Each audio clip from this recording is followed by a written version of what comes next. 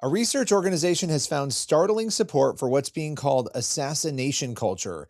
The Network Contagion Research Institute found that 67% of left of center respondents think that murder is justified, and 54% of right of center people feel the same.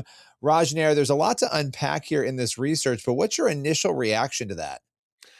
Okay, so these are some startling statistics that basically more than half of people on both sides of the aisle are like, yeah, you should probably kill that person. I'm like, I almost had to like reread this article a couple times, and obviously, as you were saying on the left, it's significantly more. But where I'm going to actually take that is actually a little bit of a different angle, which is this. I think it's incumbent upon us to realize, no matter how altruistic and generous and wise we might all think that we are, we have to realize that even if we try not to be, we are in an echo chamber. We are in our own algorithm. We are in our own bubble. No matter how much you're like, oh, I listen to this side of the news, like that's fine. But we are constantly being inundated with things that we like because the algorithm, the news sites know, oh, well, this person like this, they like this. So let me show them more of the similar type of content. So you have people who think that assassinating a father named Charlie Kirk, who's just literally debating. That was what a debater, a person who goes on campus and makes points.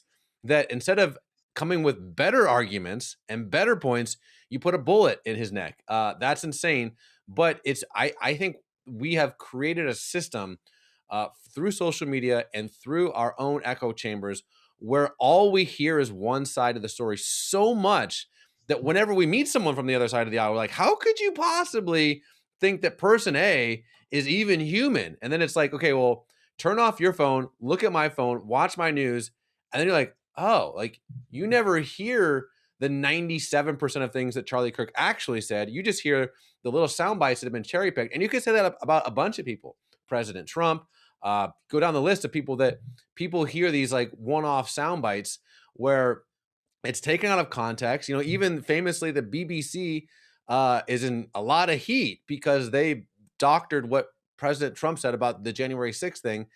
So if you watch this documentary, it sounds like Trump is just, I'm not saying right, wrong, Trump, yes, no, down. I'm just saying the BBC is in a lot of heat for editing things intentionally to make it look like Trump said a thing that he did not say.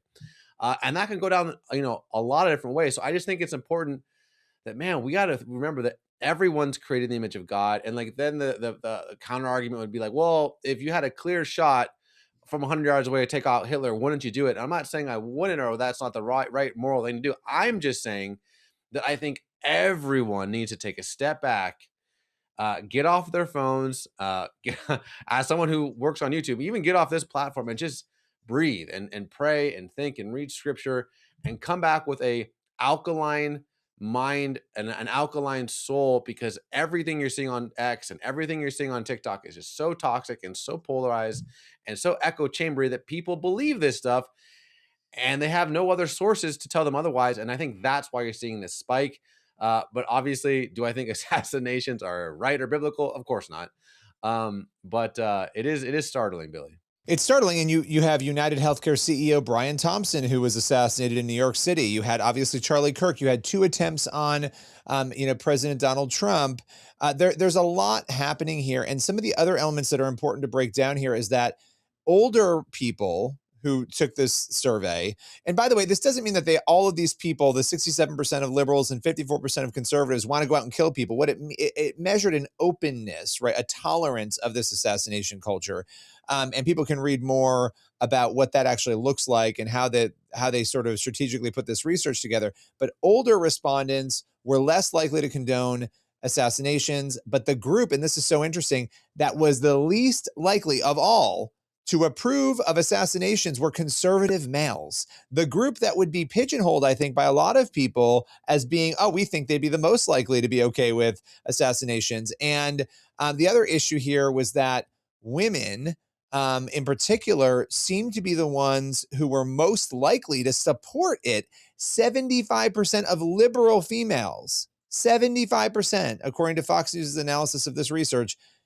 That's wild. And so it's inverted the expectation that some people might have on this. And why are women Why are women more likely? Well, look at the whole like Mangione thing, right? When it comes to the United Healthcare CEO, Brian Thompson, his murder, obviously Mangione is accused of that, innocent until proven guilty. But when it comes to that, he's been lionized in the media. Women have looked up to him. And so some of the reasons why people think this is happening, social media use, the feeling that the country might be declining, all these things coming together, it really makes you wonder, is there an effect when people start fawning over a person on social media? Does it actually change the way we think about that person's alleged actions, right? So there's a lot here, but the fact that any of us are okay, that the majority of us would have any sort of inclination of being okay with assassinations is so wild to me. It's the definition of love turning cold that Jesus talks about.